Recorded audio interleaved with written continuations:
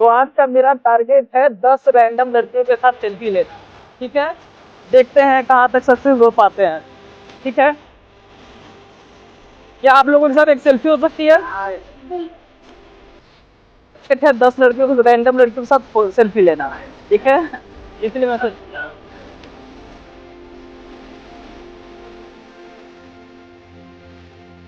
धन्यवाद। कोई बात नहीं। हाँ, एकदम। Excuse me,